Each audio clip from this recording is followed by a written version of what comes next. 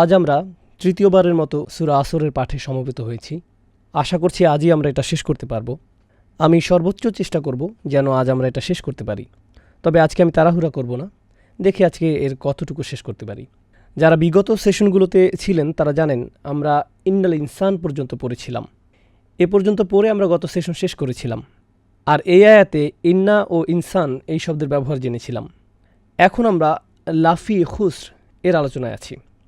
সুতরাং সরল ভাষায় বললে সন্দেহাতীতভাবে প্রতিটি মানুষই ক্ষতির মধ্যে ডুবে আছে।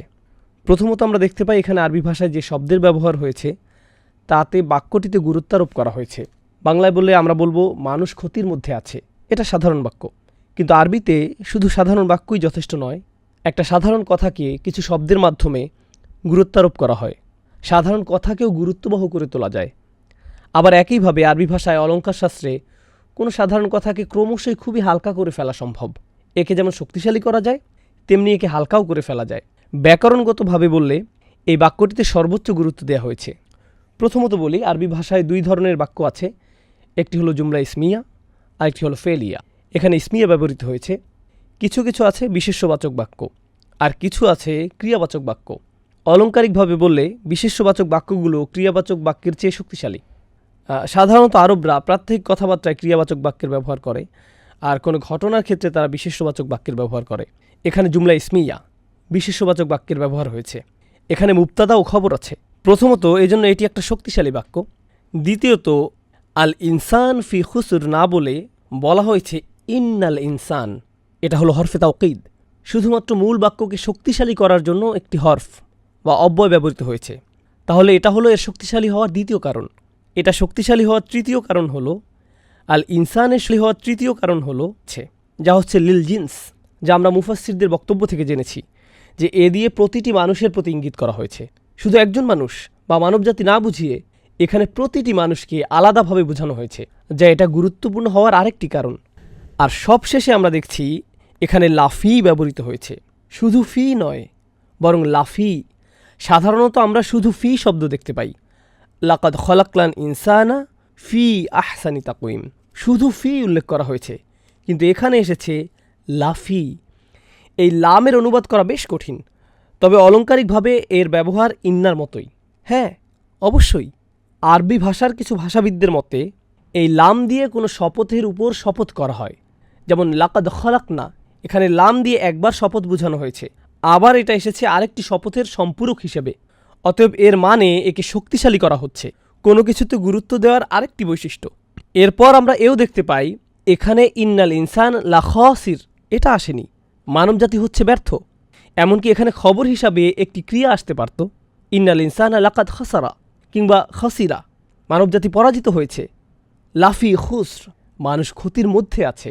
গত সেশনে আমরা বলেছিলাম এমন একজন যে ডুবে গেছে, সে এতে ডুবে আছে। কারো হেরে যাওয়া এক বিষয়। এখানে বলে রাখি আরবিতে ইসমে ফাইল দিয়ে বোঝানো হয় এমন কিছু যা বর্তমানে ঘটছে, কিন্তু এতে অব্যয়ের ব্যবহার করা হলে তা সার্বজনীন বিষয়ে পরিণত হয়। সে এতে ডুবে আছে, সে আগেও ডুবেছিল এবং সে ডুবেই থাকবে, এরকম বোঝায়। এখানে পুরো একটি দৃশ্যের অবতারণা করা হয়েছে। এই ফি শব্দটি দিয়ে এমন বোঝানো হয়েছে। আল মাযহারি মন্তব্য করেছেন এখানে তানভিন ব্যবহারের মাধ্যমে শুধু ক্ষতি বোঝানো হয়নি, বরং ভয়াবহ ক্ষতি বোঝানো হয়েছে। খুসরিন শুধুমাত্র এই তানভিন ব্যবহারের কারণে। সুতরাং একের পর এক ক্রমান্বয়ে নানা দিক থেকে এর গুরুত্ব বাড়িয়ে দেওয়া হয়েছে। আর এই সব কিছুর আগে সবার ঊর্ধ্বে আল্লাহ সূরাটি শুরু করেছেন ওয়াল আসর দিয়ে, যা একটি শপথ। আর এই শপথটি অন্য সব কিছুর মধ্যে রাগের বহিঃপ্রকাশ করে। আমরা গত সেশনে শপথের অন্যান্য উদ্দেশ্য নিয়ে আলোচনা করেছিলাম। শপথের আরেকটি উদ্দেশ্য হলো রাগ বা ক্রোধ। যেমন উদাহরণস্বরূপ আপনি বাচ্চাদের বললেন, আমি কসম করছি তুমি এখন থামো, আল্লাহর কসম তোমার শাস্তি আছে। যখন আপনি শপথ করে কোনো কথা বলেন, এটা আপনার রাগের বহিঃপ্রকাশ করে। সুতরাং আল্লাহ তাআলা এখানে কসম করছেন, যাতে তিনি মানুষের ক্ষতির মধ্যে ডুবে থাকার কথা উল্লেখ করছেন। এ দিয়ে বোঝা যাচ্ছে যে এই বাক্যটি বিশেষভাবে গুরুত্ববহ।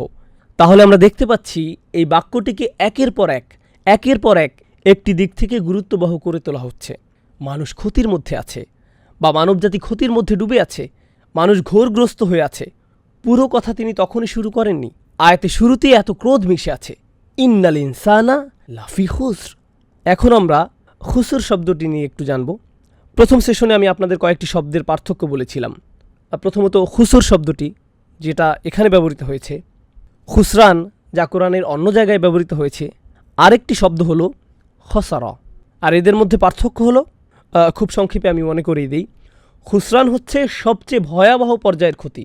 উদাহরণস্বরূপ যেমন আল্লাহ বলেন, খসিরাত দুনিয়া ওয়াল আখিরা যালিকা হুয়াল খুসরান, সে দুনিয়া ও আখিরাত উভয়ই হারিয়েছে, যা হল সর্বোচ্চ পর্যায়ের ক্ষতি।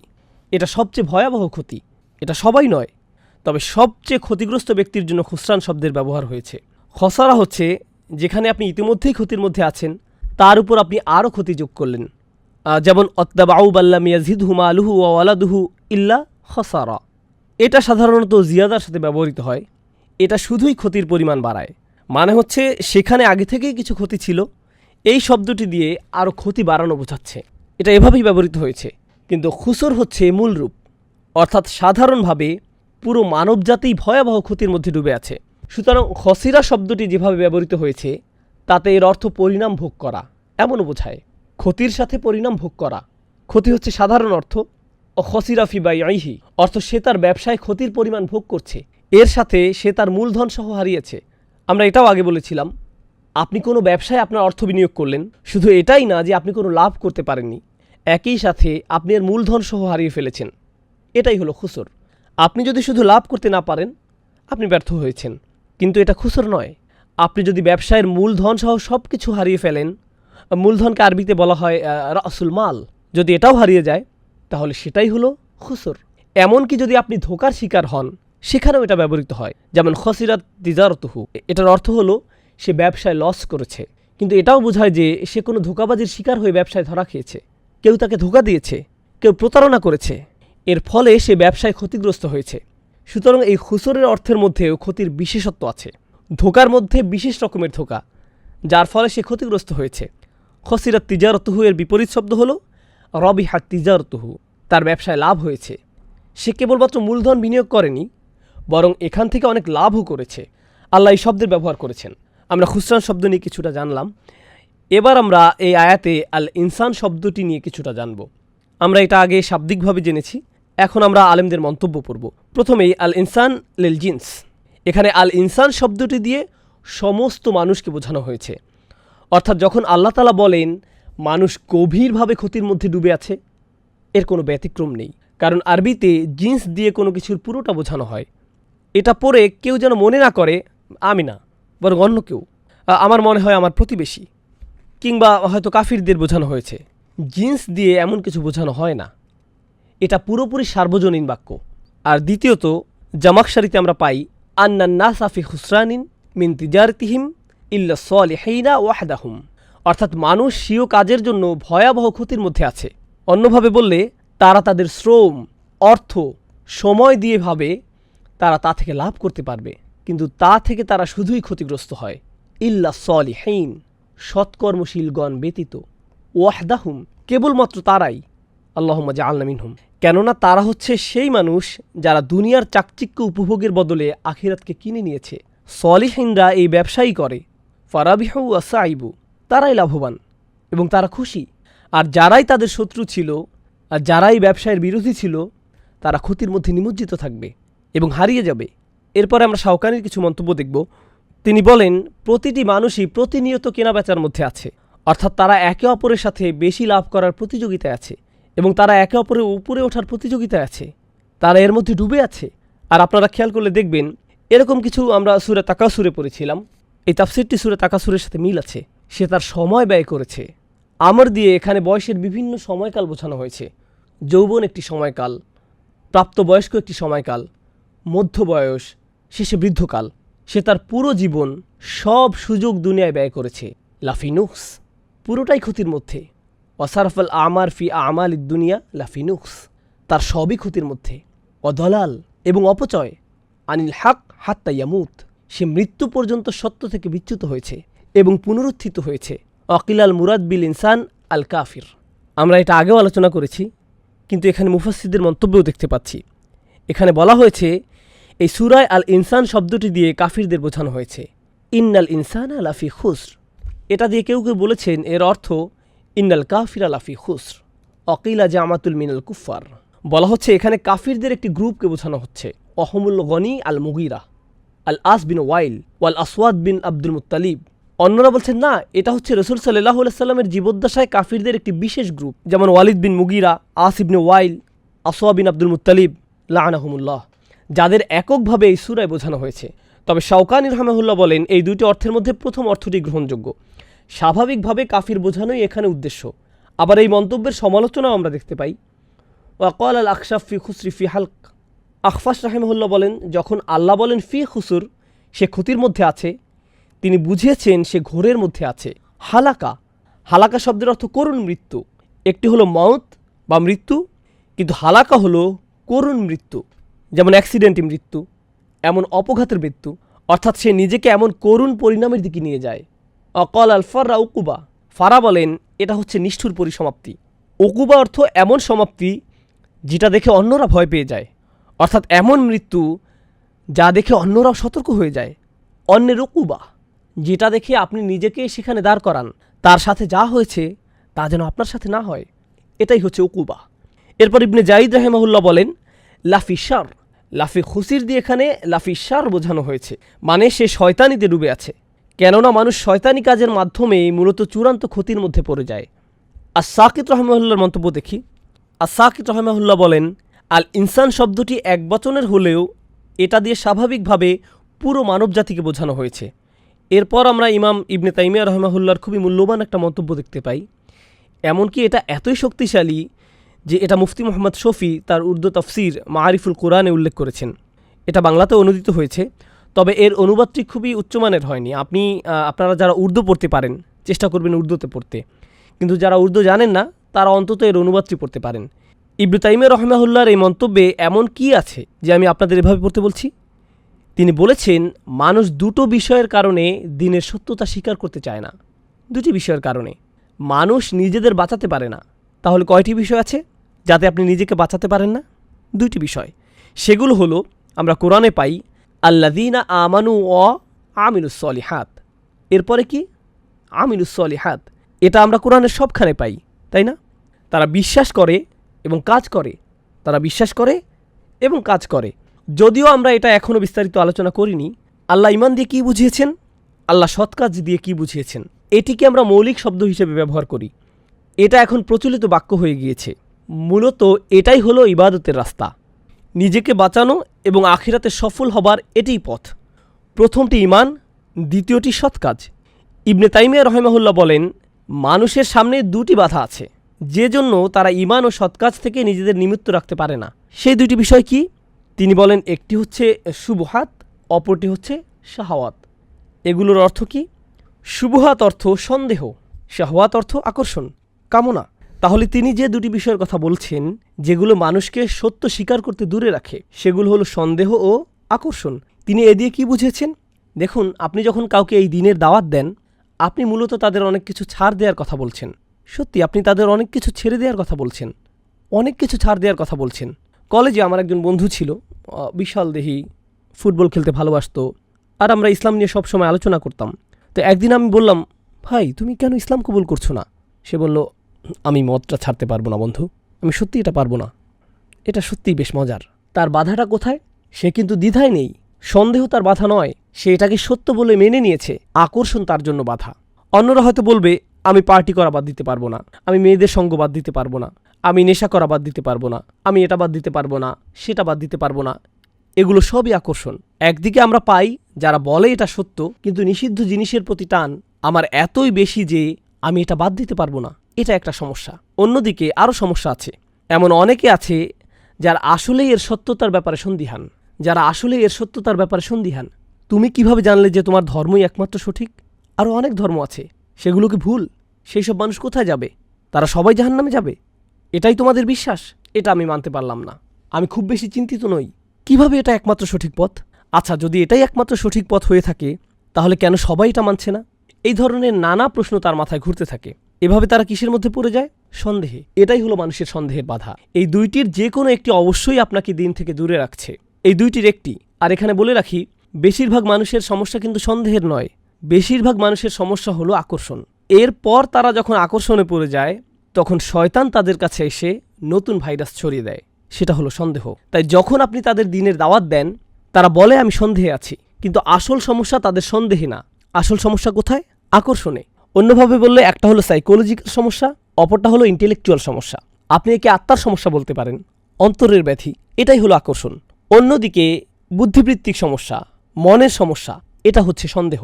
বেশিরভাগ মানুষ বুদ্ধিবৃত্তিক সন্দেহের কারণ দেখায়, আসলে এটা সত্যি নয়, এটা আসলে বাইরের ঢাকনা, এটা খোলস। আসল সমস্যা হচ্ছে তাদের অন্তরে আকর্ষণ আছে, আর এই আকর্ষণ তারা ছাড়তে পারছে না। আর এটা তারা না ছাড়তে পেরে তারা সব ধরনের বুদ্ধিবৃত্তিক বাহানা দেয়। এমনকি আপনি যখন তাদের সব প্রশ্নের জবাব দেন, এতে সত্য উন্মোচিত হয়ে পড়ে, তারা না পেরে বলে, আমি পরিবর্তিত হতে চাই না, আমি এটা ছাড়তে চাই না। তারা এতটাই আটকে যায় যে তারা এখন এখান থেকে বের হতে পারে না। এখন কেন আমি এই মন্তব্যটিতে গুরুত্ব দিচ্ছি? দেখুন, সূরার শেষে আল্লাহ বলছেন, ইল্লাল্লাযীনা আমানু ওয়া আমিলুস সলিহাত। কিন্তু তিনি এখানে আরও দুটি বিষয়ের উল্লেখ করেছেন, ওয়াতাওয়াসাউ বিল হক ওয়াতাওয়াসাউ বিস সবর। ইবনে তাইমিয়া রাহিমাহুল্লাহ বলেন, ওয়াতাওয়াসাউ বিল হক, সত্য কোন জিনিসকে ধ্বংস করে? সন্দেহ। সত্যে সন্দেহের বিরুদ্ধে একটি অস্ত্র। তাহলে ওয়াতাওয়াসাউ বিল হক একটি বাধা দূর করে। তাহলে অন্য বাধাটি কি? শাহওয়াত, আকর্ষণ, কামনা। সেই আকর্ষণগুলির বিরুদ্ধে যুদ্ধ করার জন্য কেবল সত্য জানাই যথেষ্ট নয়। আর কি থাকতে হবে? সেগুলোর প্রতি ঝুঁকে না পড়ার সামর্থ্য, নিজেকে আটকানো, নিজেকে নিয়ন্ত্রণ করার ক্ষমতা। এটা কোথা থেকে আসবে? ওয়াতাওয়াসাউ বি আস-সবর। দেখেছেন, এই দুইটি বাধা যেগুলো মানুষকে ঈমান ও সৎকাজ থেকে দূরে রাখে, সেগুলো এখানে ওয়াতাওয়াসাউ বিল হক ওয়াতাওয়াসাউ বিস সবর কত সুন্দরভাবে ফুটে উঠেছে। এই মন্তব্যটি আমাদের জন্য খুব বেশি গুরুত্বপূর্ণ মনে হয়েছে আমার কাছে। এখন আমরা আরও কিছু মন্তব্য পড়ব। আমি আমার নোট থেকে আপনাদের এটা বলবো, যাতে আমি কিছু মিস করে না ফেলে, ইনশাআল্লাহ তাআলা। প্রথম মন্তব্যটি কেবল এই আয়াতটি নিয়ে। দেখুন, এই দুইটি আয়াতে আল্লাহ সুবহানাহু ওয়া তাআলা খুবই কঠিন একটি বাস্তবতা তুলে ধরেছেন। এর মধ্যে একটি হলো, মানুষ তাদের নিজেদের সমস্যা নিয়ে নিজেদের আচ্ছন্ন করে রেখেছে। আল্লাহ বলেছেন মানুষ ক্ষতির মধ্যে আছে, তাই না? ক্ষতির কথা মাথায় আসলেই আমরা ভাবি জাহান্নামের আগুন বা বিচারের দিন ইত্যাদি ইত্যাদি। কিন্তু আল্লাহ যেভাবে এই পৃথিবীতে মানুষ সৃষ্টি করেছেন, আগে তিনি এই ব্যাপারে বলেছেন। আমরা এটা পড়েছি, লাকাদ খলাকনাল ইনসানা ফি কাবাদ। আমি মানুষকে দুঃখ কষ্টের মধ্যে সৃষ্টি করেছি। এমনকি কাফিররাও প্রচুর পরিশ্রম করে। তারা সপ্তাহে 40 ঘন্টা 50 ঘন্টা কাজ করে কোনো রকম জীবনযাপনের জন্য, কিছু উপার্জন করার জন্য। তাদের অবস্থাও এমনই। এটা কারো জন্যই খুব সহজ নয়।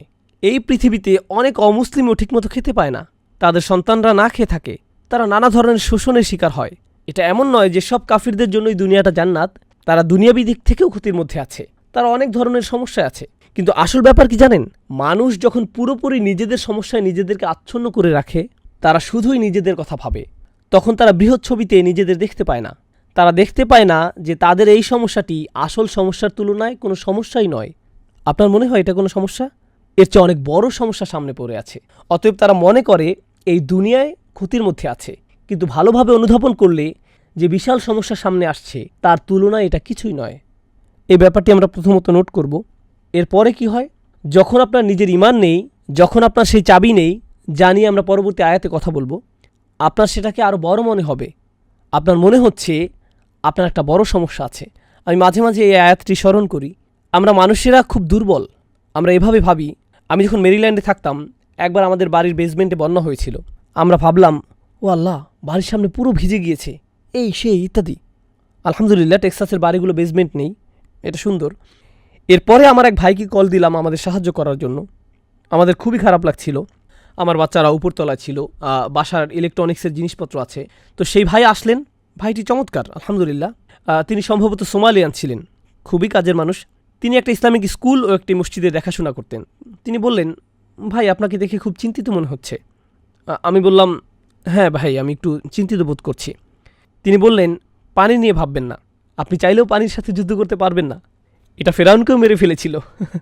আর আমি তার সাথে আড্ডা দিতে শুরু করেছিলাম। তিনি আমাকে তার জীবনের গল্প শোনালেন।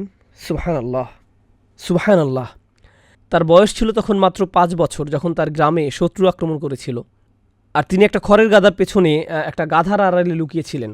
তিনি সেই বাচ্চা বয়সে বাড়ি থেকে বেরিয়েছেন। তার পুরো পরিবারকে হত্যা করা হয়েছে। তিনি ছিলেন তার পরিবারের একমাত্র বেঁচে যাওয়া সদস্য। মাত্র 5 বছর বয়স থেকে তিনি একাই বেঁচে আছেন। তিনি একাই প্রায় আফ্রিকার অর্ধেকটা ঘুরে বেরিয়েছেন। তিনি ইথিওপিয়ায় গিয়েছেন, সেখান থেকে খালিজে পৌঁছেছেন। তিনি একজন আলেমের সাথে কাজ শুরু করেন, কিছুটা ব্যবসা বাণিজ্য শেখেন, নিজে একজন ইঞ্জিনিয়ার হয়ে ওঠেন। অসাধারণ গল্প। আর যখন আমি তার গল্প শুনলাম, আমার মনে হলো, ভাই, আমার কোনো সমস্যাই নেই। আপনি আপনার নিজের সমস্যায় ডুবে থাকেন, আপনার সেটাকে অনেক বড় মনে হয়। এটা হলো মানুষের জন্য আরেকটি ক্ষতি। মানুষ নিজেদের সমস্যার দিকে তাকালে বুঝতে পারবে না সে যে সমস্যায় আছে তা অন্যদের সমস্যার তুলনায় কিছুই না। তার মধ্যে আল্লাহর প্রতি কৃতজ্ঞতাবোধ কাজ করবে না। আর যখন এমনটি হবে, মানুষ যখন প্রচণ্ডভাবে নিজেদের নিয়ে ব্যস্ত হয়ে পড়ে, তারা তাদের নিজেদের সমস্যা নিয়ে ব্যস্ত হয়ে পড়ে, তারা 3টি জিনিসের শিক্ষা থেকে বিমুখ হয়ে পড়ে। 3টি জিনিসের প্রতি আমি এখানে আলোকপাত করব। এর প্রথমটি হলো আল্লাহর সৃষ্টি থেকে পাওয়া শিক্ষা। তারা আল্লাহর সৃষ্টিগুলোকে চিহ্ন হিসেবে দেখে না, যা মানুষের জীবনের আসল উদ্দেশ্যের প্রতি স্মরণ করিয়ে দেয়। আপনার জীবনের আসল সমস্যাগুলো কি? টাকা পয়সার সমস্যা কোনো সমস্যাই না, স্বাস্থ্যগত সমস্যা কোনো সমস্যাই না, ইমানের সমস্যা আসলে অনেক বড় সমস্যা। তুলনা করতে চাইলে এটা অন্যান্য সমস্যার তুলনায় কোনো সমস্যাই না। আপনার হয়তো সামাজিক সমস্যা আছে, এটা কিছুই না। চাকরির সমস্যা কোনো সমস্যাই না। আমি শয়তানি করে বেড়াচ্ছি, নিজেকে বাঁচানোর জন্য আমাকে অবশ্যই ভালো কাজ করতে হবে। তুলনা করলে এটা অন্য সমস্যাগুলোর তুলনায় অনেক বড় সমস্যা। আর আল্লাহর আয়াত দেখে, আল্লাহর সৃষ্টি দেখে স্বাভাবিকভাবেই আপনার স্রষ্টার কথা মনে হতে হবে। আপনার মধ্যে কৃতজ্ঞতা বোধ জন্মাবে আর আপনার জীবনের উদ্দেশ্যে স্মরণে আসবে। তারা এইসব সৃষ্টিকে একটা নিদর্শন হিসেবে দেখতে ব্যর্থ হয়। অন্যভাবে বললে তারা ইতিহাসের শিক্ষা নিতে জানে না। এটাই এই সূরায় বলা হয়েছে। যখন আল্লাহ বলেন ওয়াল আসর, আসর শব্দটি মনে করুন এমন সময় যা ফুরিয়ে যায়। আপনি যদি শুধু ইতিহাসের দিকে তাকান, দেখতে পাবেন কত শত মানুষ ব্যর্থ হয়ে চলে গিয়েছে। তাদেরও সফল হওয়ার জন্য সময় ছিল, আর তারা তাদের সময়ের সদ্ব্যবহার করেনি। তারা ব্যর্থ হয়েছে, মারা গিয়েছে, আর তাদের সুযোগ শেষ হয়ে গিয়েছে। এরপর নতুন প্রজন্ম এসেছে নতুন সুযোগ নিয়ে, তারাও একইভাবে তাদের সময় হারিয়েছে, তারাও মারা গিয়েছে।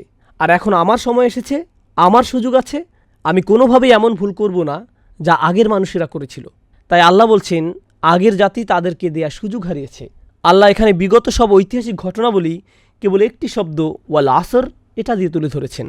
সেটি হলো যারা চূড়ান্ত ক্ষতির মধ্যে পড়েছে, তারা সবাই নিজেদের সময়ের সদ্ব্যবহার করতে ব্যর্থ হয়েছে। তারা দেরি করে ফেলেছে। মিন কবলিয়া ইয়াতি আযাবিন আলিম, কোনো আযাব আসার আগেই সময়ের সদ্ব্যবহার করে নাও।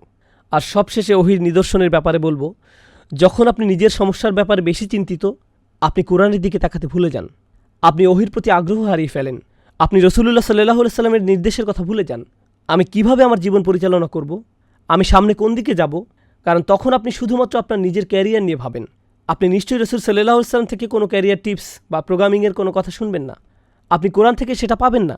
কিন্তু আপনি যদি জানতে চান আমি কোথায় আমার সম্পদ খরচ করব, আমি কিভাবে আমার বাচ্চাদের বড় করব, প্রতিবেশীদের সাথে আমার কেমন আচরণ করা উচিত, বাবা মায়ের প্রতি আমার কী কর্তব্য রয়েছে, আপনি যদি এভাবে ভাবা শুরু করেন আমি কি কি ভালো কাজ করতে পারি, তাহলেই আপনি কোরআনের দিকে ফিরবেন, তাহলেই আপনি নবী করিম সাল্লাল্লাহু আলাইহি সাল্লামের দিকে ফিরবেন।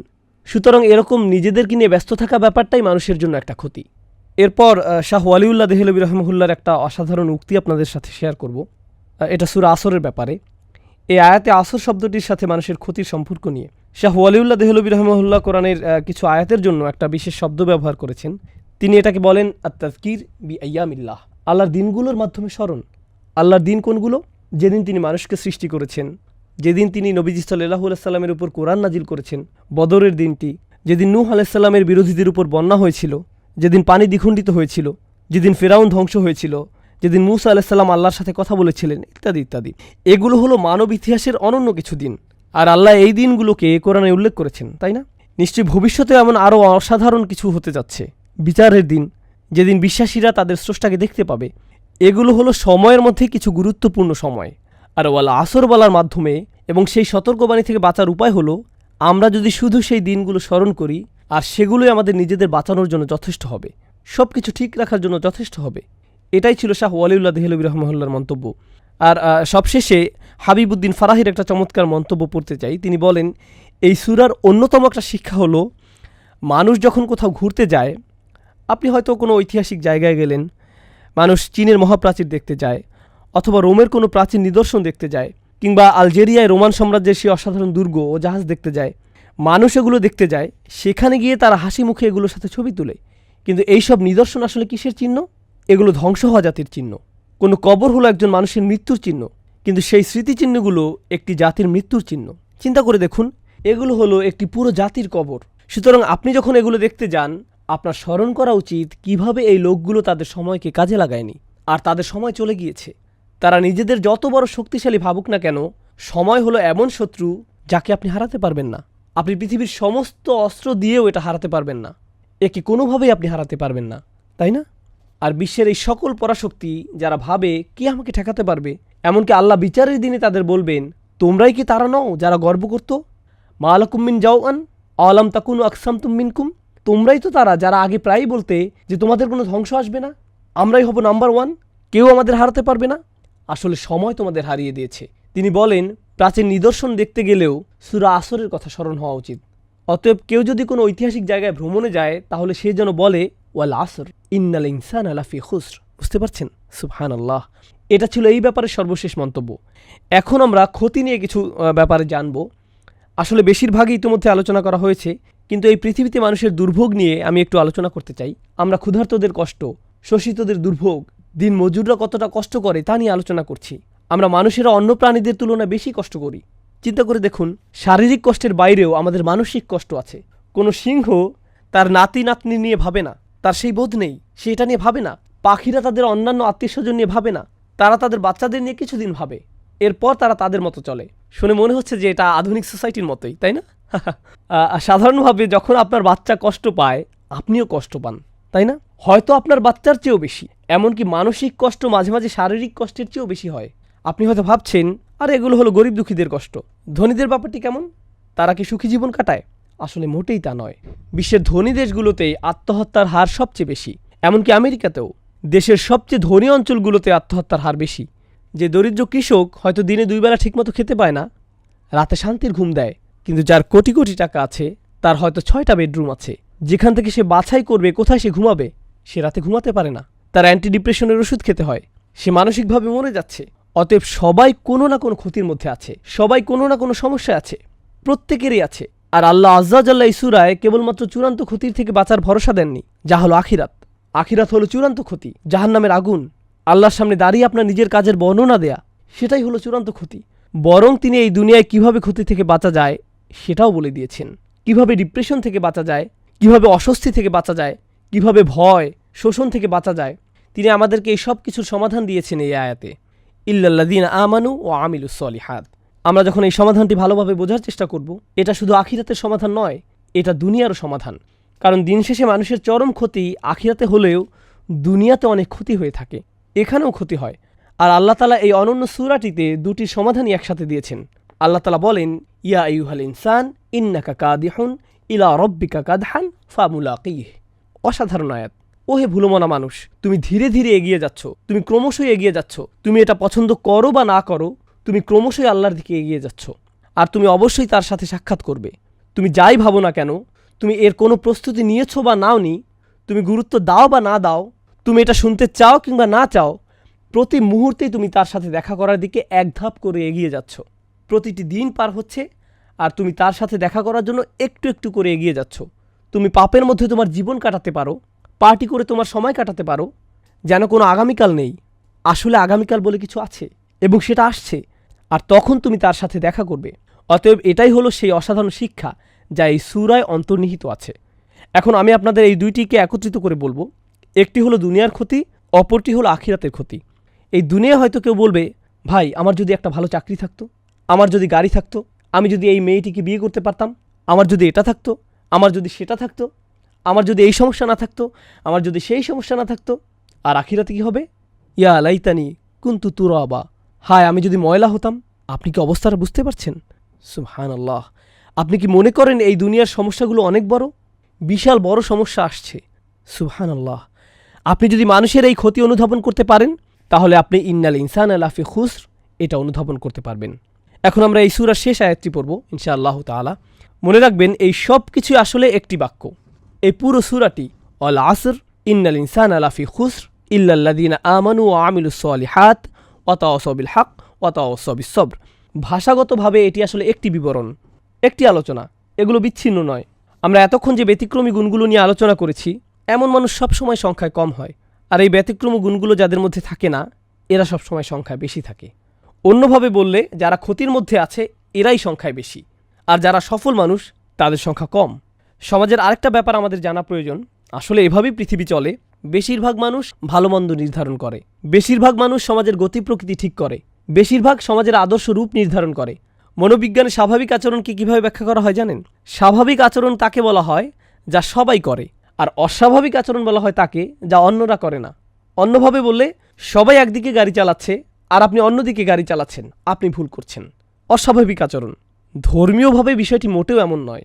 আপনি এমন একটি সমাজে থাকেন যেখানে সবাই কিছু কাজ একভাবে করে। আপনি হয়তো চাকরিতে গেলেন, সেখানে সবাই কিছু কাজ করে, কিন্তু আপনি মুসলিম হলে আপনি সেই কাজগুলো করতে পারবেন না। তাহলে এবার ভাবুন তারা আপনাকে কীভাবে নেবে? শুধু মুসলিম নয়, বরং অদ্ভুত, অস্বাভাবিক। আপনি মিশতে পারছেন না। এই লোকটি একটু কেমন যেন। রুমের কোনায় গিয়ে লোকটি কী করছে? সে এইসব খাবার খাচ্ছে না কেন? কি মজাদার খাবার এগুলো। সে চলে গেল, সে কেন পার্টিতে আসলো না? সে কেন সেই মেয়েটিকে এড়িয়ে গেল? সে কেন এরকম করে? তারা এটা বুঝতে পারে না। তারা মনে করে এটা অদ্ভুত। আর বলে রাখি, যখন আপনাকে প্রতিনিয়ত অদ্ভুত হিসেবে দেখা হয়, আপনার উপরে এর প্রভাব পড়ে। আমি তো অদ্ভুত হয়ে থাকতে চাই না, আমি চাই না আমাকে এভাবে দেখা হোক। তখন কি হয় ভাবতে পারেন? যদিও বেশিরভাগ মানুষই ক্ষতির মধ্যে আছে, আপনিই ছিলেন সফলতার মধ্যে, তারা আপনাকে বুঝিয়ে ফেলে যে আপনি আসলে ক্ষতির মধ্যে জীবনযাপন করছেন। আপনার আসলে বাকিদের মতো হওয়া উচিত। তারা আপনাকে মানসিকভাবে বুঝিয়ে দেয়, ভাই, এভাবে থাকাটা কঠিন হয়ে যাচ্ছে, তুমি এভাবে থাকতে পারবে না। এখানে সবাই যার যার জীবন উপভোগ করছে, আমি কেন এই অদ্ভুত জীবনযাপন করছি? তাহলে সমস্যাটা শুধু ঈমান আনাতেই সীমাবদ্ধ নয়, বেশিরভাগ মানুষই ক্ষতির মধ্যে আছে। এটাও আমাদের জানা প্রয়োজন, কারণ বেশিরভাগ মানুষের একটা শক্তি আছে। আমার শিক্ষক মাঝে মধ্যে স্রোতের অনুকূলে সাঁতার কাটার একটা উদাহরণ দিতেন। সকল মাছ একদিকে যাচ্ছে, অপরদিকে একটা বা দুইটা মাছ স্রোতের প্রতিকূলে যাওয়ার চেষ্টা করছে। স্বাভাবিকভাবেই যে কেউ দেখলে এটাকে পাগলামি বলবে, আরে ভাই, অনুকূলে যাও, সবাই একদিকে যাচ্ছে, তুমি কেন অন্যদিকে যাচ্ছ? এটা কঠিন, এটা কঠিন থেকে কঠিনতর হতে থাকবে, এটা বাড়তেই থাকবে। সুবহানাল্লাহ। এটাই হলো এই সমাজে মানুষের উদাহরণ। পুরো সমাজের মানুষই ক্ষতির দিকে যাত্রা করছে, আর আমাদের দায়িত্বটা খুবই গুরুত্ববহ। কারণ আপনি যদি এমন একটি সমাজে থাকেন যেখানে ইসলাম যেভাবে চর্চা করা উচিত সেভাবে চর্চা করা হয়, যদি এমন হয়, বলে রাখি, যা বিশ্বের বেশিরভাগ জায়গাতেই হয় না, এমন কাল্পনিক চিন্তা করবেন না যে আমি একটা মুসলিম দেশে যাব, সেটা খুব সুন্দর হবে। বাস্তবতায় আসুন, মুসলিম দেশগুলোতে কি হয় আমাদের জানা উচিত। যদি এমন হয়, আর ইনশাআল্লাহ তাআলা এমনটাই হবে, আল্লাহ আমাদের দিনকে প্রতিষ্ঠিত করবেন। আপনি যদি এমন কোনো সমাজে বাস করতেন, তখন আল্লাহর আনুগত্য করাটা সহজ হতো, কারণ সমাজের বেশিরভাগ মানুষ এটা করত। তখন কেবল আপনি করতে পারতেন তাই নয়, এটা করাটা আপনার জন্য সহজ হতো। কিন্তু এই সমাজে আল্লাহর আনুগত্য করাটা অপেক্ষাকৃত কঠিন, কারণ বেশিরভাগ মানুষ আল্লাহর নাফরমানি করছে। সমাজ আল্লাহর অবাধ্যতায় লিপ্ত। এমনকি হয়তো এটা শুধু সমাজেই নয়, হয়তো এটা আপনার পরিবারের ক্ষেত্রেও সত্য।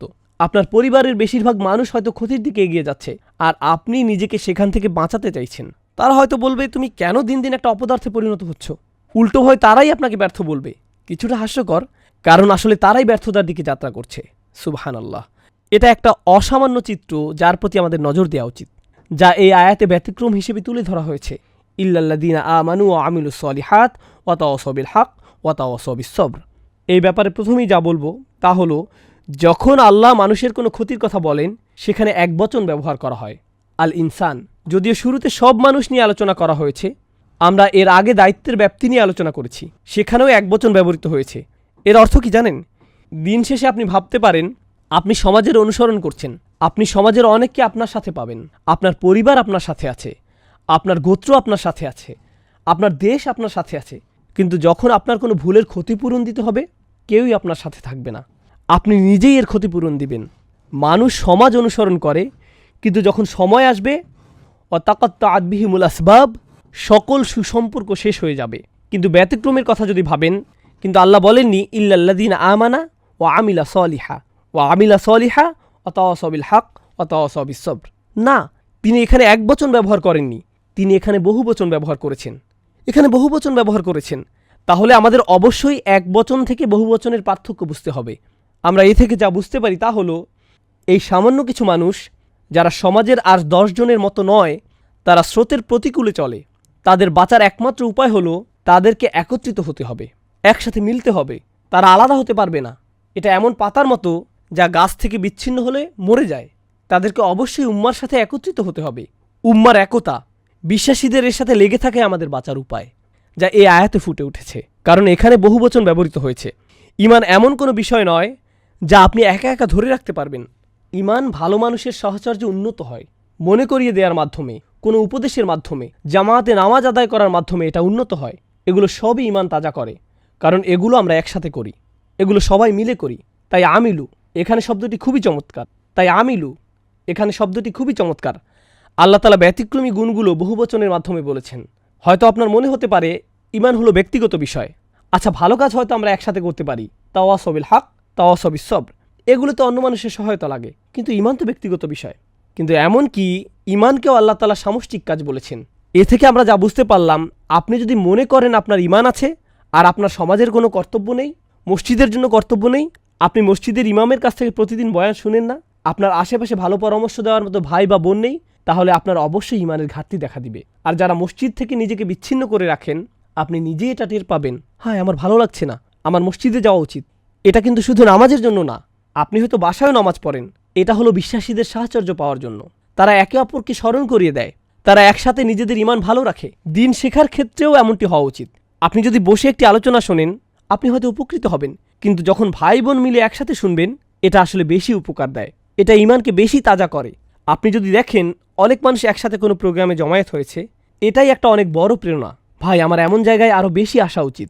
আপনি হয়তো সেখানে কাউকে চেনেনও না ঠিকমতো। লা ইলাহা ইল্লাল্লাহর একটা শক্তি আছে, যেটা একে অপরকে মিলিয়ে দেয় আর শক্তি সঞ্চয় করে। এমন ভালোবাসা আর সহমর্মিতা আমাদের থাকা উচিত। তাহলে এটা হলো এক বচন থেকে বহু বচনে যাওয়ার ব্যাপারটি। এখানে আরেকটি লক্ষণীয় ব্যাপার হলো ইল্লাল্লাযীনা আমানু। আল্লাহ আযজা ওয়া জাল্লা এই আয়াতে ঈমানের কোনো যোগ্যতার কথা বলেননি। আল্লাযীনা আমানু বিল্লাহি ওয়া মালাইকাতিহি ওয়া কুতুবিহি ওয়া রুসুলিহি ওয়াল ইয়াউমিল আখিরি, কিছুই না। তিনি বলেননি তারা আল্লাহকে বিশ্বাস করে, বিচার দিনে বিশ্বাস রাখে, কিছুই না। তিনি শুধু বলেছেন তাদের ঈমান আছে। এরা কারা? এটা কেমন ঈমান?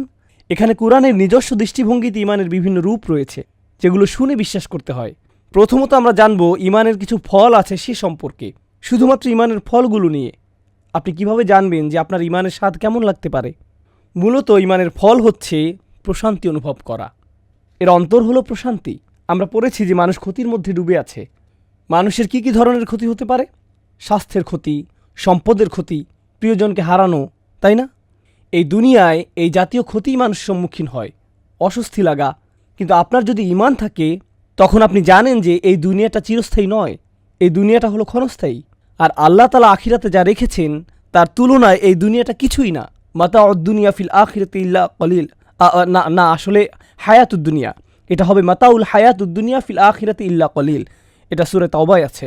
তিনি বলেন এই দুনিয়ায় কি এমন আছে, আখিরাতের তুলনায় এর কার্যকারিতা কতটুকু? খুবই সামান্য। আপনি যদি সত্যি সত্যি এটা বিশ্বাস করেন, আপনার যদি এতে ঈমান থাকে, আপনার যদি ফামা উতিতুম মিন শাইইন ফামাতাউল হায়াতুদ দুনিয়া এতে ঈমান থাকে, আপনাকে যাই দেয়া হোক না কেন সেটা দুনিয়াবি জিনিস। এই আয়াতটিতে আল্লাহ বলেন তোমার যা আছে, না, তোমাকে যা দেয়া হয়েছে, ফামা উতিতুম, তোমাকে যা দেয়া হয়েছে। আপনাকে যখন কোনো কিছু দেয়া হয় যা আসলে আপনার নিজের নয়, এটা আসলে যে আপনাকে এটা দিয়েছে তার। সুতরাং যখন এটা আপনার কাছ থেকে নিয়ে নেওয়া হয়, আপনি বলেন আসলে এটা তো আমার শুরু থেকেই ছিল না, কারণ তিনি আমাকে এটা দিয়েছিলেন, তার এটা নিয়ে নেওয়ার অধিকার আছে। যখন এটা আপনার নিজের আর সেটা হারিয়ে ফেলেন, আপনি বলেন ভাই, আমি বিশ্বাস করতে পারছি না যে আমি আমার টাকা হারিয়ে ফেলেছি, আমার বাড়ি, আমার গাড়ি, আমার বাচ্চা, আমার স্ত্রী। কিন্তু যদি আপনি অনুধাবন করতে পারেন এই সবই আপনাকে দেয়া হয়েছিল, এগুলো সবই আপনাকে দেয়া নেয়ামত, যখন এগুলো আপনার কাছ থেকে নিয়ে নেওয়া হয়, এমনকি যখন আমাদেরকেই নিয়ে নেওয়া হয়, আমরা কি বলি? আমরা বলি ইন্না লিল্লাহি ওয়া ইন্না ইলাইহি রাজিউন। নিশ্চয়ই আমরা আল্লাহর। আমরা কিভাবে নিজেদের বলে দাবি করি, যেখানে আমরা নিজেরাই আল্লাহর, আমরা নিজেরাই তার কাছে ফিরে যাব? বিশ্বাসীদের মনোভাব পরিবর্তিত হয়। আমি আপনাদের ঈমানের কেবল ছোট একটি দিক তুলে ধরেছি, কারণ আমরা বলেছি ঈমানের বেশ কয়েকটি দিক আছে। হয়তো সামনে আমরা সেগুলো নিয়ে আলোচনা করব, কিন্তু অন্তত ঈমানের ফলগুলো নিয়ে আমি আলোচনা করতে চাই। প্রথম ফল হচ্ছে প্রশান্তি। আপনি আপনার স্ত্রীর সাথে প্রশান্তি অনুভব করেন। আপনি গরিব হন বা ধনী, আপনি অসুস্থ হন বা স্বাস্থ্যবান, আপনি তরুণ হন বা বয়স্ক, আপনার যদি ঈমান থাকে আপনার প্রশান্তি থাকবে। আপনি নিজের সাথে প্রশান্তি অনুভব করবেন, আপনি আল্লাহর সাথে প্রশান্তি অনুভব করবেন। আর বলে রাখি, বেশিরভাগ মানুষই এটা উপভোগ করে না। বেশিরভাগ মানুষই শান্তিতে নেই, এরা শান্তি খুঁজে বেড়ায়। আপনি কি মনে করেন যে মানুষ কেন একটা মুভি দেখা শেষ করে সাথে সাথে আরেকটা নিয়ে বসে? তারা প্রশান্তি পেতে চায়, আনন্দ, মজা। তাদের অন্তরটা একটু শান্তি পেতে চায়। কেন তারা একটা গাড়ি কিনে আরেকটার পেছনে ছোটে, একটা বাড়ি কিনে আরেকটার পেছনে ছোটে? আমরা এমন কেন করি? কারণ আমাদের অন্তর শান্ত নয়। কিন্তু আল্লাহ বলেন আলা বিযিকরিল্লাহি তাতমাইন্নাল কুলুব। আল্লাহর স্মরণের মাধ্যমেই অন্তরগুলো প্রশান্ত হয়, শান্ত হয়। এটাই হলো ঈমানের আসল ফল। আর যখন আপনার এটা আছে, আপনার কোনো ক্ষতি নেই, কোনো ক্ষতিই ক্ষতি নয়। আরেকটি বাস্তব জীবনের উদাহরণ দিচ্ছি, এরপর আমরা সামনে আগাবো ইনশাআল্লাহ তাআলা। যে ঘটনাটি বলছি এটা আমার একটা বন্ধুর ঘটনা। সে নিউ অরলিন্সে থাকে। আমার এই বন্ধুটির বড় একটা গাড়ির ব্যবসা ছিল। তার দোকানে বেশ দামি গাড়ি ছিল। সে মুসলিম পরিবারের। তার এই সকল গাড়ির জন্য সে নগদ টাকা নিত। ব্যাংকের ঝামেলায় সে পড়তে চায়নি। জার্মান গাড়ি, দামি জাপানি গাড়ি। তার দোকানটা পাম গাছে ঘেরা খুব সুন্দর একটা জায়গায় ছিল। প্রতি মাসে সে লক্ষ লক্ষ টাকার গাড়ি বিক্রি করত। ব্যবসা ভালোই চলছিল। এরপর ক্যাটরিনা ঝড় আসলো। ঝড়ে পুরো ব্যবসা পানিতে তলিয়ে গেল। একটা মাত্র গাড়ি বেঁচেছিল, সম্ভবত LS 400, উন্নত লেক্সাস। আমি যখন তার ও তার বাবার সাথে দেখা করতে গেলাম, সে তখন সেই লেক্সাসে করে পিজা ডেলিভারি করছিল। এটাই ছিল তার চাকরি। এখন আপনি ভাবুন, সে কোথায় থেকে কোথায় গেল, কেমন ধরনের জীবনযাপন, কেমন ধরনের আর্থিক লেনদেন থেকে কেমন ধরনের জীবনে সে প্রবেশ করলো, যেখানে সে পিজা ডেলিভারি করে, একটা পিজা রেস্টুরেন্টে কাজ করে, কিন্তু তার মুখে বড় একটা হাসি ছিল। আমি তার দিকে তাকালাম। ভাই, মানুষ এই ধরনের ব্যবসায়িক ক্ষতির মুখে পড়লে মানুষের ঠিকমতো খাওয়া দাওয়া হয় না। তারা আত্মহত্যা করে, তারা মাটিতে লুটিয়ে পড়ে, তারা এটা একেবারেই নিতে পারে না, তারা এটা নিতেই পারে না। কিন্তু এটা কিসের হাসি? সে বলল, যখন ব্যবসা ভালো চলছিল আমাদের মসজিদে যাওয়ার সময়টুকু ছিল না। আমি আমার বউকে ঠিকমতো দেখতাম না, বাচ্চাদের সাথে দেখা হতো না। এখন সুবহানাল্লাহ, আমরা প্রতি ওয়াক্তের নামাজ মসজিদে পড়ি, থাকার জন্য মাথার উপর ছাদ আছে, প্লেটে খাবার আছে। আমরা কেন অখুশি হব? আমাদের কৃতজ্ঞ হওয়া উচিত। সুবহানাল্লাহ, ঈমান থাকলে এটা কোনো ক্ষতিই না, এই ধরনের ক্ষতিও কোনো ক্ষতি না। কিন্তু আপনার যদি ঈমান না থাকে তাহলে এটা একটা ক্ষতি। এরপর আপনি পড়ে যাবেন, আপনি বাঁচতে চাইবেন না। মানুষ আত্মহত্যা করতে চায় কারণ সে এই মেয়েকে বিয়ে করতে চায়, কিন্তু সে তো অন্য একজনকে বিয়ে করেছে। এরপর সে ব্রিজ থেকে লাফ দেয়। সত্যিকারের ঘটনা, 90-এর দশকে নিউ ইয়র্কে ঘটেছিল। একজন এক মেয়েকে বিয়ে করতে চেয়েছিল, সে অন্য একজনকে বিয়ে করে, ফলে সে ব্রুকলিন ব্রিজ থেকে লাফ দিয়ে আত্মহত্যা করে, নিজেকে শেষ করে দেয়। খুবই দুঃখজনক ঘটনা। কখন এমনটি ঘটে? যখন আপনি আল্লাহ ছাড়া অন্য কিছুকে প্রাধান্য দেন। আর আল্লাহকে প্রাধান্য দিলে আপনার অন্তরে প্রশান্তি আসবে। আর এটা ততক্ষণ আসবে না যতক্ষণ আপনার ঈমান নেই। এটা ক্ষতি থেকে বাঁচিয়ে দিবে। ইল্লাল্লাযীনা আমানু, এটাই প্রথম বিষয়। এরপর আল্লাহ বলেন ওয়া আমিলুস সলিহাত। আমি যেভাবে আমার নোটটি সাজিয়েছি, আমি প্রথমে কঠিন শব্দগুলো নিয়ে বলবো আর সাথে কিছু মন্তব্য যোগ করব। এরপর পুরো আয়াতে প্রকাশ করব এবং শিক্ষাগুলো নিয়ে আলোচনা করব। তবে শুরুতে আমরা এর শব্দগুলো নিয়ে আলোচনা করি। ওয়া আমিলু, আমল শব্দটি আরবিতে ফেইলের সমার্থক। একটি হলো আমল, অপরটি হলো ফেল। আমল হলো সচেতনভাবে করা কোনো কাজ, কিন্তু ফেইল অসচেতনভাবে করা কোনো কাজ। উদাহরণস্বরূপ, আমি এখন শ্বাস নিচ্ছি, এটা আমল নয়, ফেইল। আমি হাঁটছি, এটা ফেইল হতে পারে, কারণ আমি প্রতি কদমে এটা নিয়ে ভাবছি না। আপনি হাঁটতে গেলে বলেন না, হে সামনে আগাই, আপনি এটা করেন না। এটা বলতে গেলে অসচেতনভাবেই করা কাজ। যখন আপনি চোখ খোলেন সেটা কোনো আমল নয়, সেটা ফেল। কিন্তু যখন আপনি কারোর সাথে কথা বলেন, যখন আপনি কাজে যান, যখন আপনি গাড়ি চালান, যখন আপনি প্রয়োজনীয় জিনিসপত্র কেনেন, এগুলো সবই আমল, কারণ এগুলো সবই সজ্ঞানে সচেতনভাবে করা কাজ। আপনি এটা নিয়ে ভেবেছেন, তারপর করেছেন। সুতরাং এখানে আল্লাহ আজ্জা ওয়া জাল্লা আমাদের বুঝিয়েছেন আমাদের প্রত্যেকটি কাজের জন্য জবাব দিতে হবে যা আমরা সচেতনভাবে করি, কারণ এগুলোই হলো আমাদের আচরণ। বলে রাখি, আমাদের দিনে সবার প্রতি অনুগ্রহ করা হয়েছে। এমন অনেক মানুষ আছেন যাদের নিজেদের সচেতনতার উপর কোনো নিয়ন্ত্রণ নেই। তারা নিজেদের বিবেচনা বোধ হারিয়ে ফেলেন, তাদের বিভিন্ন মানসিক সমস্যা থাকে। আমাদের দিনে তারা হলেন গায়রে মুকাল্লাফ, তাদেরকে তাদের আচরণের জন্য জবাব দিতে হবে না। কিন্তু আমল শব্দ দিয়ে সচেতনভাবে করা কাজ বোঝায়। আর এরপর এসেছে আমিলুস সলিহাত। সলিহাত শব্দটি মূলত একটি বিশেষণ। এটি সালাহা শব্দ থেকে এসেছে, যেটার অর্থ হলো মিলিয়ে দেয়া বা সংশোধন করা। এটা খুবই শক্তিশালী একটা শব্দ। এটা দিয়ে দুইটা জিনিস বোঝায়। এখন আমার ভয় হচ্ছে সম্ভবত আমরা আজকে সূরা আসর শেষ করতে পারবো না। এরপরে আরও একটা সেশন লাগবে ইনশাআল্লাহ তাআলা, আরেকটি সেশন লাগবে। যাই হোক, আর সলিহাত শব্দটি মূলত একটি বিশেষণ। আল্লাহ বলেন তারা ভালো করে। সহজ অনুবাদ করলে ভালো। বাংলায় ভালো শব্দটি মূলত একটা বিশেষণ, আর বিশেষণের একটা বিশেষ প্রয়োজন হয়, ভালো কাজ। বিভিন্ন অনুবাদে আমরা দেখি আর তারা ভালো কাজ করে। এখানে সালেহ শব্দটি দিয়ে ভালো বোঝানো হয়। তাহলে কাজ শব্দটি কোথায়? এটা আরবিতে নেই।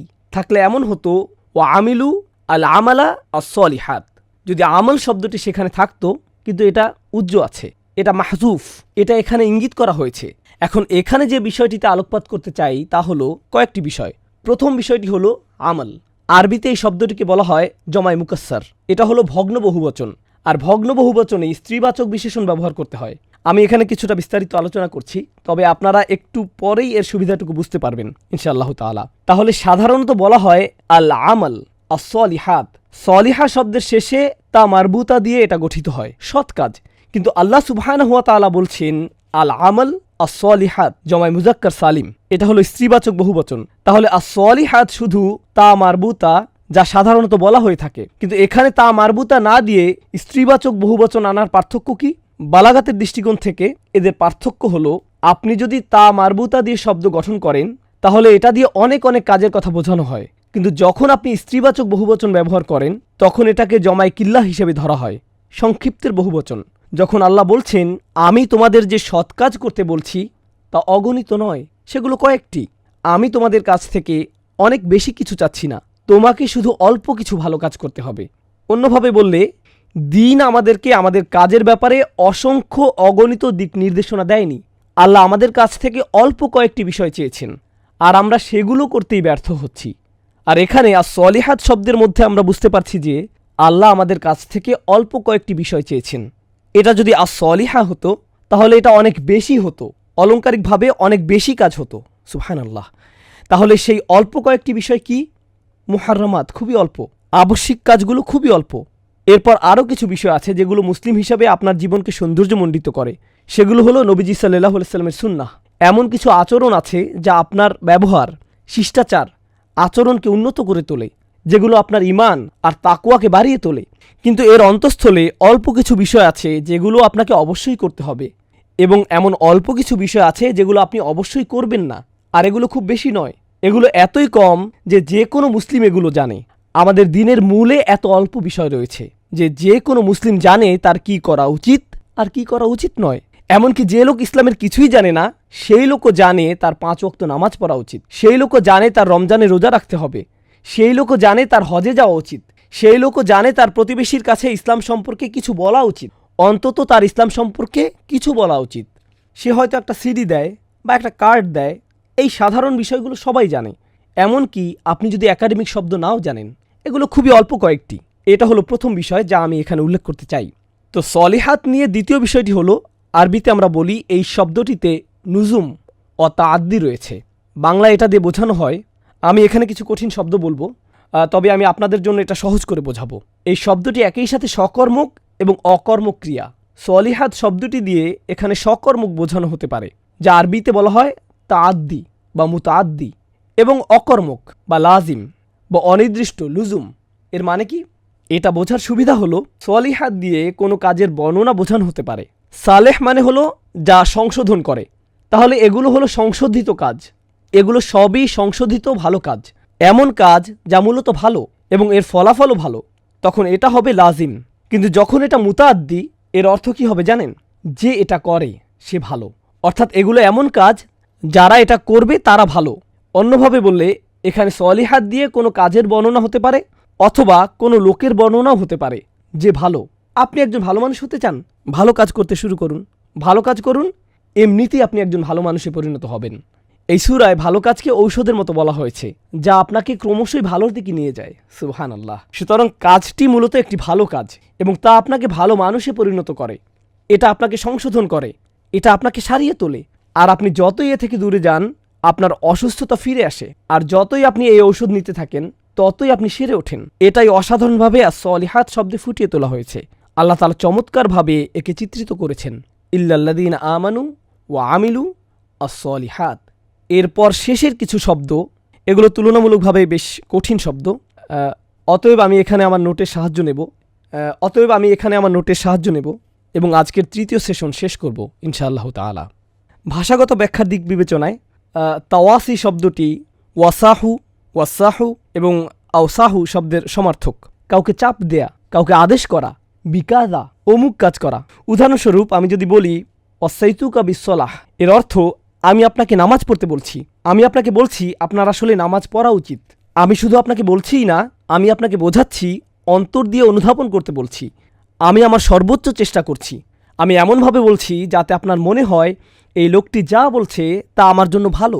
কাউকে বলার এমন পদ্ধতি আছে যাতে আপনি নিজেই এর গুরুত্ব উপলব্ধি করবেন।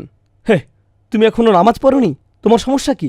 এটা হলো নিজেকে উপরে রেখে অন্যকে নিচে নামানো। কিন্তু আপনি যদি কাউকে এমনভাবে বলেন যাতে তারা মনে করে এটা তাদের জন্যই ভালো, বুঝতে পারছেন?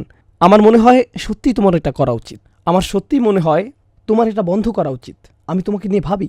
আপনার কথার ধরন এটাই হচ্ছে ওয়াসিয়া। শব্দগতভাবে ওয়াসিয়া অর্থ নিজের সম্পদ বিসর্জন দেয়া।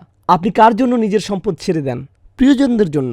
সম্পত্তি হলো এমন জিনিস যা আপনি মারা যাওয়ার পর আপনার প্রিয়জনদের কাজে আসবে।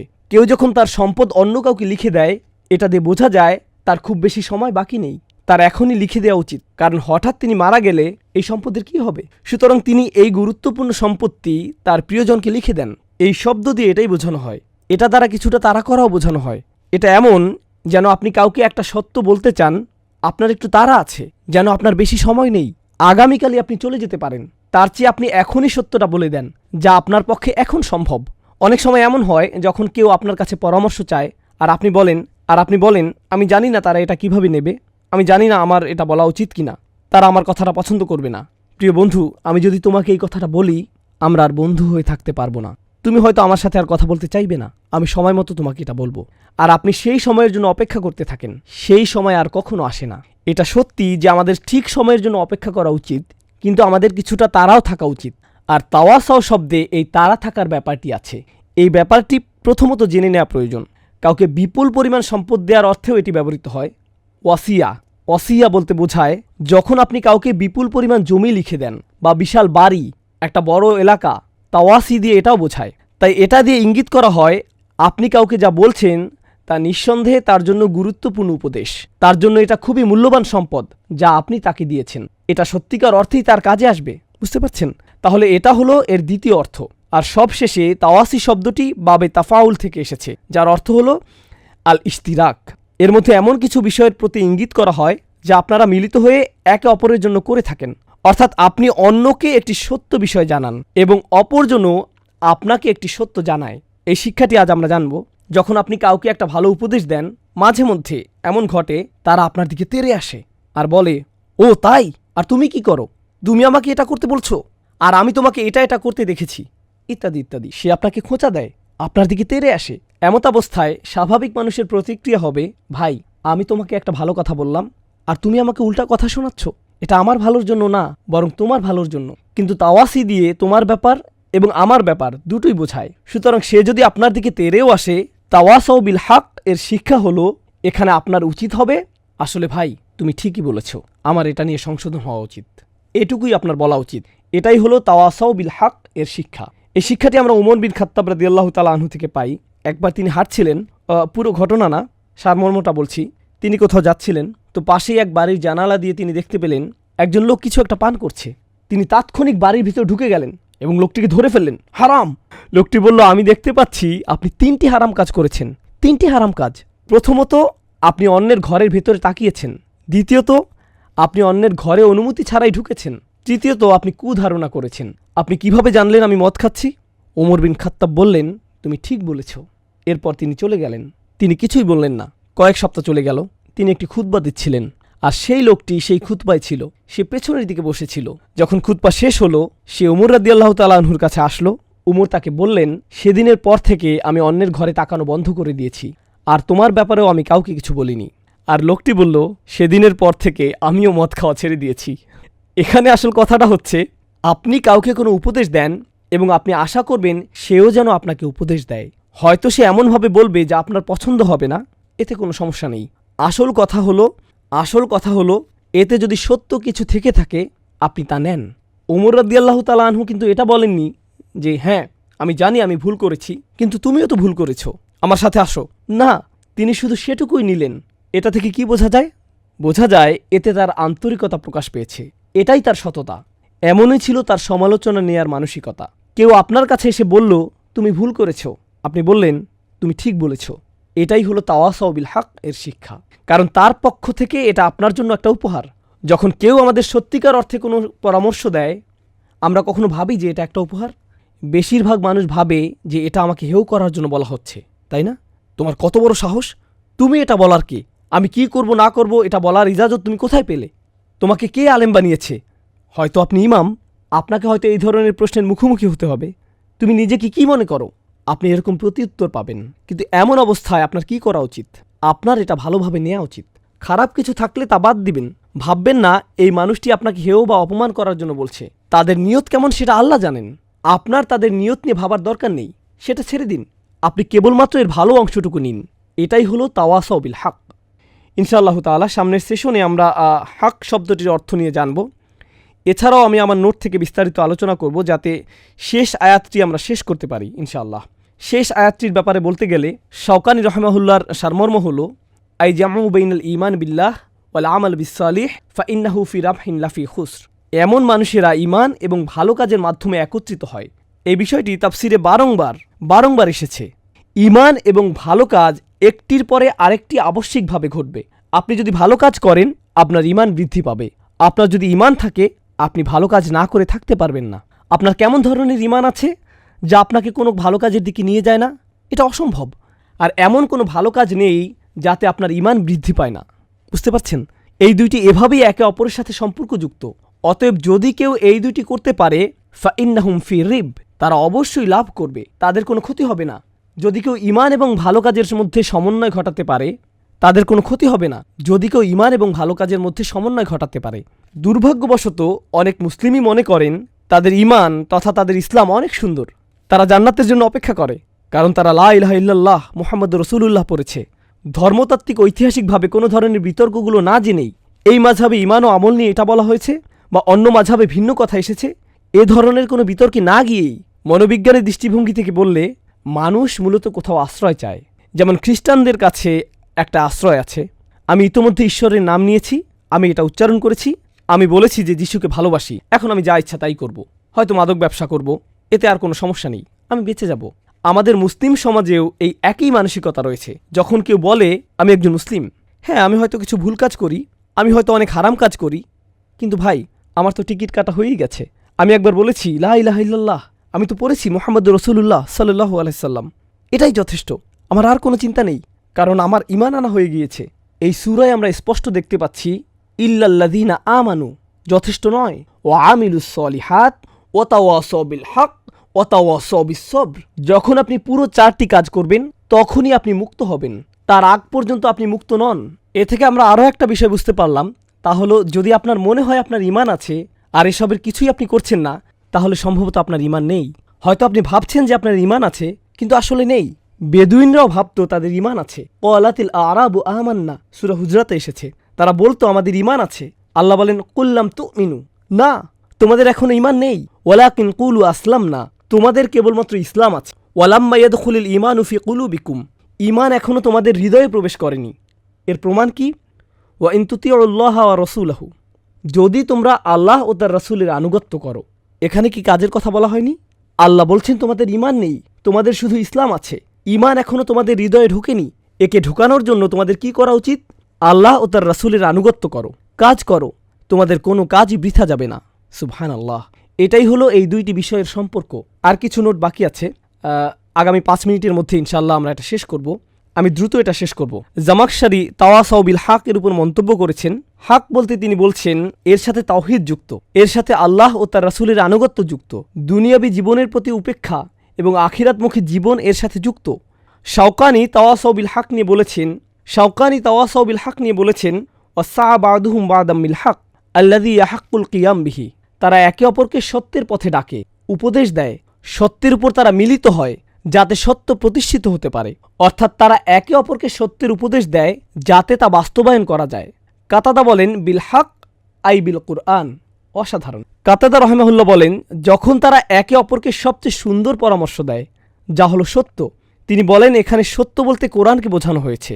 তারা একে অপরকে ভালোবাসা, সহমর্মিতা এবং অন্যের প্রতি উদ্বেগের সাথে কোরআনের আয়াত স্মরণ করিয়ে দেয়। তাহলে আমরা একে অপরকে আল্লাহর আয়াত স্মরণ করিয়ে দেব। আল্লাহ তাআলা আমাদের সবাইকে এমন হওয়ার তৌফিক দিন। তাহলে আই বিল কুরআন ওয়া কিলা বিত তাওহীদ, এখানে বলা হচ্ছে তারা একে অপরকে তাওহীদের মাধ্যমে স্মরণ করে। বেশিরভাগ মানুষ একে প্রথম অর্থে নিয়েছেন, অর্থাৎ যে কোনো সত্য, যে কোনো ভালো কাজ যা বাঁচার জন্য প্রতিষ্ঠিত হওয়া প্রয়োজন। ইবনে কাসির রাহিমাহুল্লাহ বলেন আল্লাযীনা আমানু বিকুলুবিহিম, যারা সত্যিকার অর্থেই অন্তর থেকে বিশ্বাস করে, ওয়া আমিলুস সলিহাতি বিজাওয়ারিহিম, আর তারা তাদের প্রতিটি অঙ্গ দিয়ে ভালো কাজ করে। অর্থাৎ যখন তারা অন্তরকে সমর্পণ করলো, তাদের পুরো শরীরও ভালো কাজের প্রতি সমর্পণ করলো। ওয়া তাওয়াসাউ বিল হক অহু আদাত তাত, এবং তারা একে অপরের সাথে সত্যের উপর মিলিত হয় এবং সকল আনুগত্যের কাজ করে। অতারকুল মুহাররামাত, এবং যে সকল হারাম কাজ আছে তা থেকে দূরে থাকে। অতাওয়াসাউ বিসসবর আই আলাল মাসাইল ওয়াল আকবার, তারা একে অপরকে কঠিন সাধনার পরামর্শ দেয়, অর্থাৎ সকল ধরনের বাধা বিপত্তি, সব ধরনের পরিস্থিতিতে তারা তাদের অধ্যবসায়, তাদের সবর বজায় রাখে। এমনকি ভালো কাজের প্রতি আদেশ এবং খারাপ কাজের প্রতি নিষেধ করার কারণে তারা যদি নির্যাতনের শিকারও হয়, অর্থাৎ যখন আপনি ভালো কাজের প্রতি আদেশ দিবেন এবং খারাপ কাজ থেকে দূরে থাকতে বলবেন, তখন আপনাকে এর ফল ভোগ করতে হবে। আপনি সমস্যায় পড়বেন, আপনি হয়তো নির্যাতনের শিকারও হবেন, আর সেই সময় একে অপরকে সবর করার কথা বলবেন। ইয়া তাবিরু তাওয়াসাউ বিল হক মিনাল খাস বাদাল আম। অন্যরা তাওয়াসাউ বিল হক নিয়ে বলেছেন, এখানে শাওকিতি রহমাহুল্লাহ বলছেন এটা সাধারণের বাইরে একটি বিশেষ কাজ। তিনি এখানে বলতে চেয়েছেন যে আমিলুস সলিহা, তারা ভালো কাজ করে এবং একে অপরকে ভালো কাজের কথা বলাও একটি ভালো কাজ, এবং একে অপরকে ভালো কাজের কথা বলাও একটা ভালো কাজ। তাহলে অনেক ভালো কাজের কথা বলে আলাদাভাবে একটি ভালো কাজের কথা কেন? এটা হলো আল খাস বাদ আল আম, এটা হলো একটি বিশেষ ভালো কাজ যা সাধারণের বাইরে আলাদাভাবে বলা হয়েছে, তাই এটি বিশেষ গুরুত্বপূর্ণ, বা একে হয়তো সহজেই ভুলে যাওয়া যায়। এটাই তিনি বলতে চেয়েছেন। লিআন্নাহু দাখিল ফি আমালিস সলিহাত, কারণ এটা সাধারণ ভালো কাজের অন্তর্ভুক্ত। জামাখশারি তাওয়াসাউ বিস সবর নিয়ে বলেছেন, আল্লাহ তার বান্দাকে যা দিয়ে পরীক্ষা করেন তার প্রতি সবর করা এবং খারাপ কাজের প্রলোভনে না পড়া। অন্যভাবে বললে, বিশ্বাসীকে বিভিন্ন সময় প্রলোভনে ফেলা হবে, তাকে বিভিন্ন আকর্ষণীয় বস্তুর সম্মুখীন হতে হবে, সে লোভে পড়তে পারে, কামনা তাকে পেয়ে বসতে পারে, সেই সময় তাকে সবর করতে হবে, সেসবের প্রলোভনে পড়া যাবে না। আল্লাহ আমাদেরকে তার অবাধ্য হওয়া থেকে রক্ষা করুন। আর পরিশেষে এর ফলাফল ওয়াজআলা তাওয়াসাউ বিল হক ওয়াজআলা তাওয়াসাউ বিস সবর ক্বালিলু তাওয়াসাউ বিল হক দালিলিন আলা আযীমি কদরিহি। আল্লাহ সবরকে শেষে এনেছেন আর হককে আগে এনেছেন, যেন সত্যের কাছে সমর্পিত হওয়া যায়, কারণ এটা বেশি শক্তিশালী এবং গুরুত্বপূর্ণ। শাওকিতি রহমাহুল্লাহ এই আয়াতের ব্যাপারে বলছেন, সবরিন হলো তারাই যারা পরিস্থিতি যেমনই হোক না কেন ধৈর্যের প্রয়োজন হলে তারা তা বাস্তবায়ন করে। অপরকে ধৈর্য ধরতে বলা এক জিনিস, আর যখন ধৈর্য ধরার প্রয়োজন হয় তখন ধৈর্য ধরা ভিন্ন জিনিস। আমরা ধৈর্য হারিয়ে ফেলি। তখন কেউ যদি বলে, ভাই তোমার একটু ধৈর্য ধরা দরকার, না না না, এখন ধৈর্য ধরার সময় নয়, আমি জানি আমার ধৈর্য ধরা উচিত, কিন্তু তুমি বুঝতে পারছো না, এখন পরিস্থিতি ভিন্ন। বুঝতে পারছেন? যখনই আপনার ধৈর্য ধরার দরকার হয়, যখনই আপনার ধৈর্য ধরার প্রয়োজন হয়, তখনই আপনি বলেন এটা একটা বিশেষ পরিস্থিতি, তাই না? এই লোকের আসলে সবর নেই। যখনই তাকে সবরের কথা বলা হয়, সে বলে, আমি জানি আমার এটা করা উচিত, কিন্তু এখনকার পরিস্থিতি ভিন্ন। আমি জানি আমার করা উচিত, কিন্তু এই মুহূর্তে না। এটা খুবই ভালো পরামর্শ, আমি জানি এটা কোরআনে আছে, আমার জন্য না, অন্তত এখন না, কিন্তু এই স্বভাবটি আমাদের বাদ দিতে হবে। এই বইয়ে যত উপদেশ আছে তা আমার জন্যই, এখনই। এমন কোনো সময় নেই যখন এটা কাজে লাগবে না। আর যখন আপনি এরকম বাছাই করা শুরু করেন, এটা তখন আপনার কাছে মূল্যহীন হয়ে যায়। এই উপদেশের কোনো দাম নেই। যখন আপনার এটা বেশি দরকার তখনই আপনি এটা বাদ দেন। যখন আপনাকে সবর করতে বলা হয়, যখন আপনার এটা দরকার, যখন আপনার রাগ লাগে আপনি ক্ষেপে যান, যখন আপনি আল্লাহর অবাধ্য হন তখনই তো এর প্রয়োজন। যখন আপনি অনেক ভালো মানুষের মধ্যে থাকেন, আমার ধৈর্য ধরা উচিত, হ্যাঁ আমি ধৈর্য ধরলাম, এতে কোনো লাভ হবে না, এতে তেমন লাভ হবে না। যাই হোক, আমরা আজকে শেষ করব ইনশাআল্লাহ তাআলা। সামনের সেশনে আমরা আরও ভালোভাবে দেখব কোরআনে এই চারটি বিষয় কিভাবে একটি অপরটির সাথে যুক্ত। ইল্লাল্লাযীনা আমানু ওয়া আমিলুস সলিহাত ওয়া তাওয়াসাউ বিল হক ওয়া তাওয়াসাউ বিস সবর। আমরা এটা পড়ব ইনশাআল্লাহ তাআলা। আমর বিল হক ওয়া বিস সবর, বা এর ব্যবহার জানব এবং এর অলংকারিক ব্যবহার জানব। বারাকাল্লাহু লি ওয়া লাকুম ফিল কুরআনিল হাকিম ওয়া নাফা'নি ওয়া ইয়্যাকুম বিল আয়াতি ওয়াজ